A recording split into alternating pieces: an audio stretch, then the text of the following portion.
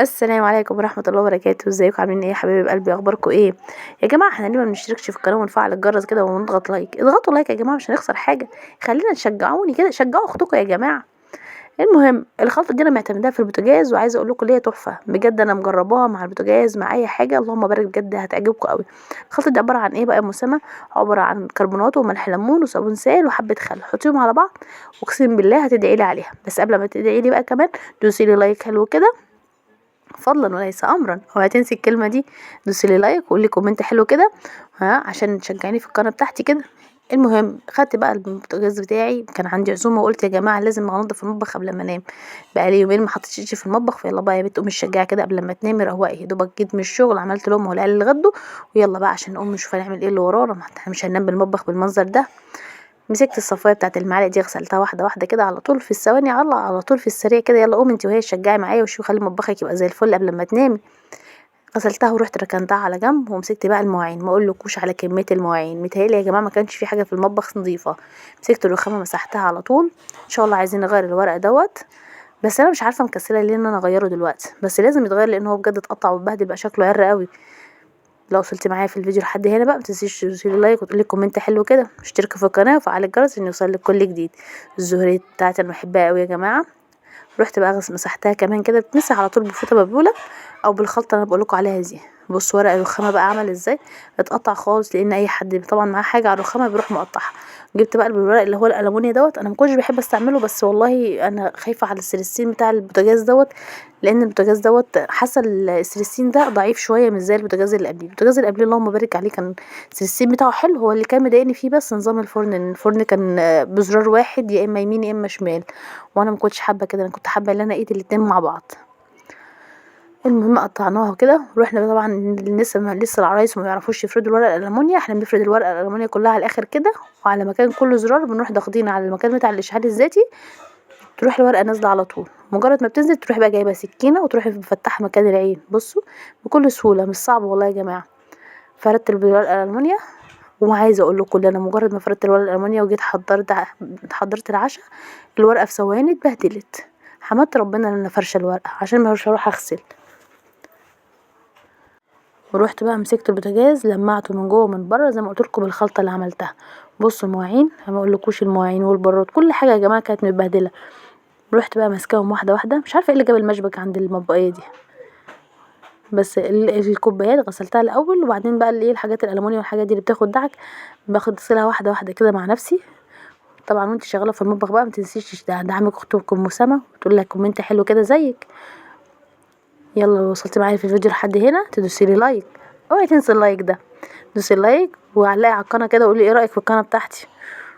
ولو لسه مشتركه معايا جديده عايزه اقولك ان انت منوراني ومكتراني، ربنا يعزك يا رب ويزيدك من فضله. بصوا بقى الميه ماشي، بصوا يعني الحله الصواني اللي هي الالومنيا دي حلوه، ما بيمسكش فيها الحاجه قوي يعني، هي والتيفال انا يعني بحبهم. هغسلهم بقى واحده واحده كده على طول. وطبعا بما اني واقفه في المطبخ، فاستاذ ابراهيم كان عايز الشيبسي، بس انا ما فيش حد من الولاد هينزل بالليل، فروحت محمره له على طول بطاطسايه الشيبسي كده في المكنه بتاعه الشيبسي. السمكه كانت مقطعه، بس كانت مقطعه عره شويه، بس مش اشكال هتعدي يعني يا جماعه، مش هنقف على حاجه. وادي المواعين خلصتها. بصوا بقى هنعد كام حله واحنا بنغسل المواعين. ما شاء الله انا بقول لكم يا جماعه بجد كانت الحله كتير قوي، والورقه اللي انا بقول لكم معقداني عايزه اغيرها. في فكرة مطبخ كده يا جماعة نازلة جديدة، اللي هي المطابخ اللي بتتعمل رخام كلها، يعني ما بيبقاش في مطبخ بيبقى كلها رخام، وبس الظرف هي الألمونتين. الفكرة دي واحدة صاحبتي قالت لي عليها النهاردة يعني واحنا في الشغل وكده. بصراحة ربنا انا دخلت على النت وشفتها وعجبتني قوي، في حد عاملها. انا عايزة ان شاء الله اسأل عليها يعني في الفترة الجاية دي، ويعني لو التكلفة معقولة على القد ممكن ربنا يفرجها بإذن الله ونعملها. لو التكلفة بتاعتها عالية بقى ادعوا لي ربنا يفرجها عليا ويسدد ما علينا، ونعملها برضو مع بعضنا ان شاء الله اهو تجديد، لان الالمونتين غالي. بصوا بقى الورقه بتاعت الالمونيا اللي قلت لكم لسه، والله انا حطيتها وانا بتكلم يعني شغاله في الفيديو كده، كنت لسه حطاها. مجرد ما حطيتها راحت الورقه اتبهدلت بالنظام ده.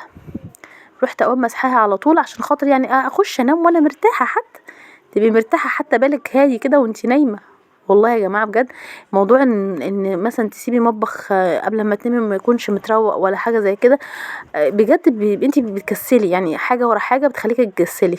مسكت بقى الحوض ودي الصبّانة اللي أنا باحط فيها الصابون السايل، ومسكت حوالين الحوض كده. أنا عندي السباكة بتاعة المطبخ بتاعي كلّها خارجية، فكان في قبليها سباكة بُصّوا من عند الرخام من عند الحوض كده عاملة لسه أسمنت وحاجات، عايزة أجيب لها الورق اللي هو الورق الحجري اللي أنا عاملاه عند الرخامة دوّة، إن شاء الله برضه مع بعضنا نعمله. عايزة أجيب الورق الحجري دوّة وهاحط الحتّة دي أجلدها بيه، لحد ما ربنا يسهلها إن شاء الله ونغيّر وأقول لكم أعمل المطبخ زي ما قُلت لكم كده، اللي هو المطبخ اسمه المطبخ الرخامي أو المطبخ الطوب، يعني حاجة أو حاجة كده أو كده يعني. هنغسلهم بقى بُصّوا يالّا بالخلطة اللي أنا قُلت لكم عليها، يالّا اعتمدوها بقى عندكم اللي هي الخل والكربوناتو وملح الليمون على بعض على طول. مسكتها الحتّة يا دوبك الفوطة بابلّها وأروح ماسحة بيها، اللهم بارك بجد، بتخلّي الحاجة قشطة، تحسّي إن فيها لمعة كده وريحة بتبقى حلوة، حتى ريحة الخل كمان يا جماعة، أنا باحب ريحة الخل والكركم يعني من الروايح اللي باحبها في التنضيفات الحاجات دي.